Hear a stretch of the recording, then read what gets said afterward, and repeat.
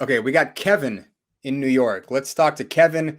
Kevin wants to make an argument, I understand. Kevin, what can we do for you? Oh, hey, thanks for taking my call. I wanted to bring up the subject of the modal ontological argument and try to discuss that with you guys. Well, from a theist perspective, I think it follows that I would have bias against that argument. But please stop me if I'm wrong. Does the modal ontological argument have to do with of all possible worlds sort of thing?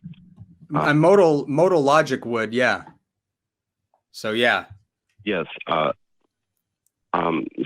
It sort of leads into questions like if there's a God, then sort of dwells into the imagination a little bit. If there's a God, then why is this way and not that way? You know what I mean? Or I'm not sure I'm following. What's the specific question? Well, I kind of want to refute that argument because, I mean, in my opinion, it kind of leads to a mental regression. You know what I mean? Because just say for the sake of argument that you want to make a movie using things that nobody has ever seen before, make a movie that nobody's never seen using things that nobody's ever seen. Those things are impossible. And so it ends up with a mental regression that it follows logically that there are assignments to nature. Well, I'm not sure how we're getting here from the modal ontological argument. Would you mind, just for the sake of our listeners, giving a summary of what you're referring to when you talk about the modal ontological argument? Well, I've heard different scenarios brought up with the modal ontological argument. You know what I mean? Sure. Usually stemming something from the imagination. Right. With the ontological argument, I mean, we can take this all the way back to Anselm, right? I mean, the idea is that if we're talking about beings that we can conceive of, or the greatest possible beings, or maximally great beings, right? But there's no reason to think that just because we can conceive of something, or that something theoretically would be maximally great, that it would exist. I mean, that's kind of the big hang up that I've always had with that argument, is that it smuggles in existence as a positive feature of something without ever really justifying that.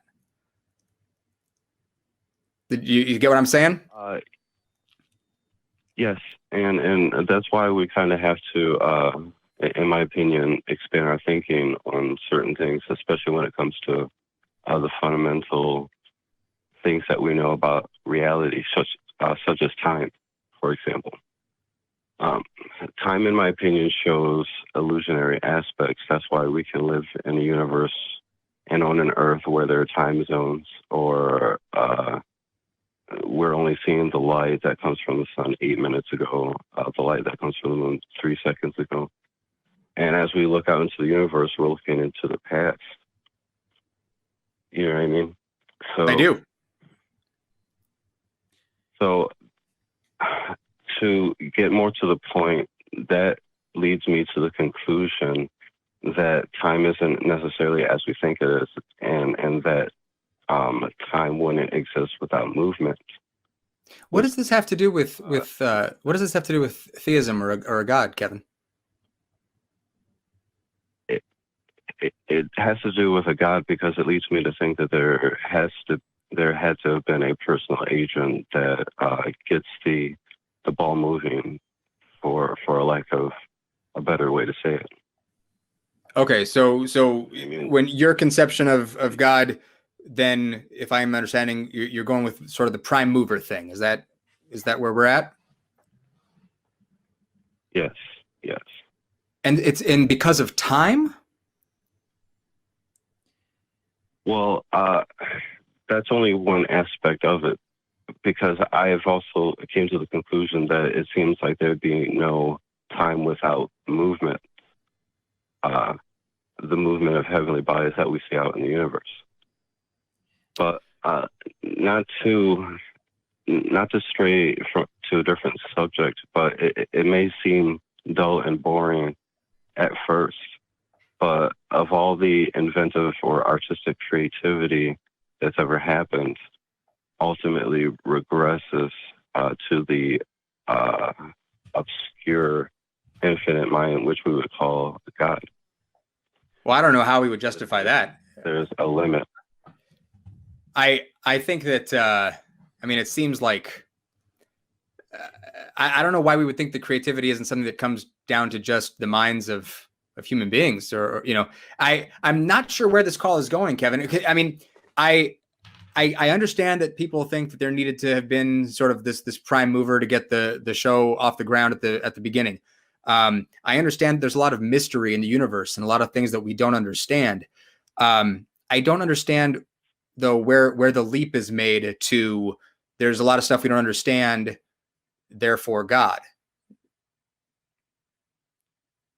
Well, I guess it kind of brings up something you said earlier on the show, that we for believers and non-believers, we constantly fall into the trap of wanting things to be the way we want it to be. I'm sorry. Sure. Yeah. Bias is a problem. Yes. But when we constantly check ourselves and take a step back, we, in my opinion, realize that there are assignments to the ways, to the way things are in reality. What would be an example?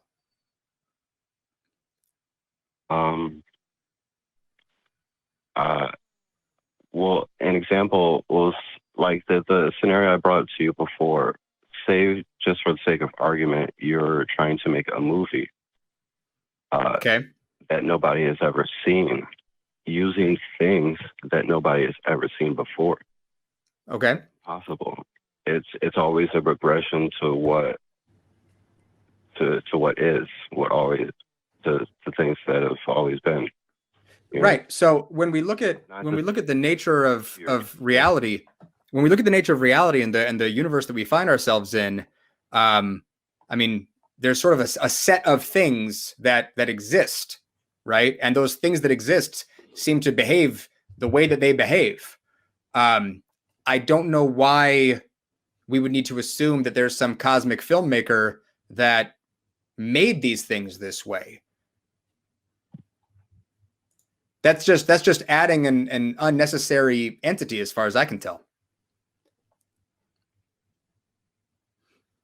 Well, it's interesting that you say that. You know, it's kind of on a whim that I thought about this. You know what I mean?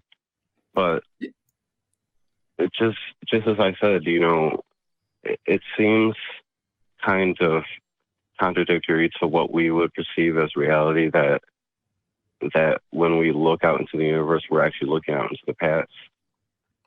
And sure. When you delve into that and realize that, say, if you were to get into a spaceship and travel to that destination you're looking at, it would be 100% different than when you were looking at it. Sure. And that's the fact of our universe. And so there are kind of time bubbles that happen within our reality. And I think there's a personal aspect to all of this. I hear that you think that. I just don't understand why. I would encourage you, just because we're running out of time, to maybe think about really clearly articulating the why, or identifying some feature of reality that you see that you think really needs some sort of agency behind it for it to be the way that it is, and call us back with the why, because I get that you believe that there, you know, has to be this agency, but I'm not sure we have time to dig into the why right now.